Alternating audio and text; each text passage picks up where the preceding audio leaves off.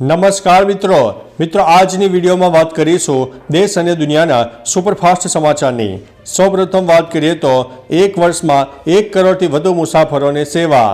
અમદાવાદના Sardar Vallabhbhai Patel international airport પર વધુ એક માઇલસ્ટોન મેળવ્યો છે। 8 ફેબ્રુઆરી સુધી 1 કરોડથી વધારે મુસાફરોને સેવા અપાઈ છે। મુસાફરો વધતા એરપોર્ટ પર સતત વિકાસ કાર્યો થઈ રહ્યા છે। સરેરાશ દરરોજ 240થી વધારે ફ્લાઇટ અવરજવર કરે છે। દરરોજ લેખે 32,000 સ્થાનિક અને આંતરરાષ્ટ્રીય મુસાફરો પ્રવાસ કરે છે।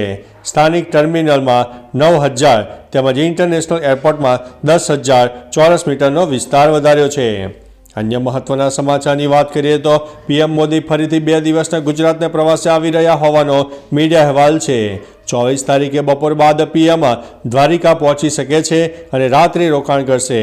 25મીએ સવારે ઓખાથી બેટ દ્વારકા વચ્ચેના સિગ્નેચર બ્રિજનું લોકાર્પણ કરશે। બપોર બાદ રાજકોટના ખંડેરી ખાતે આકાર પામી રહેલી એમ્સની 250 બેડની હોસ્પિટલ તેમજ અન્ય એક જનાના હોસ્પિટલનું લોકાર્પણ પણ કરશે।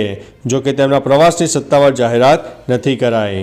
અન્ય મહત્વના સમાચારની વાત કરીએ તો બનાસકાંઠામાં ડીસાની નામદાર કોર્ટે મહેસાણાના એસપી સામે કેસ દાખલ કરવા હુકમ કર્યો છે।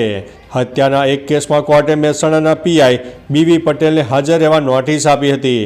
મહેસાણાના એસપીએ પીઆઈને કોર્ટમાં જવાબ પરવાનગી ન આપી। તે બાદ કોર્ટે એસપી પાસે જવાબ માંગ્યો હતો, પરંતુ એસપી હાજર ન રહેતા કોર્ટે કાર્યવાહી કરી છે। ડીસાની 8મી એડી સેશન્સ કોર્ટે એસપી સામે કેસ રજીસ્ટર કરવાનો હુકમ કર્યો છે। તો ચાલો મિત્રો, ફરીથી દેશ અને દુનિયાના સુપરફાસ્ટ સમાચાર લઈને મળતા રહીશો। ત્યાં સુધી અમને રજા આપશો। નમસ્તે।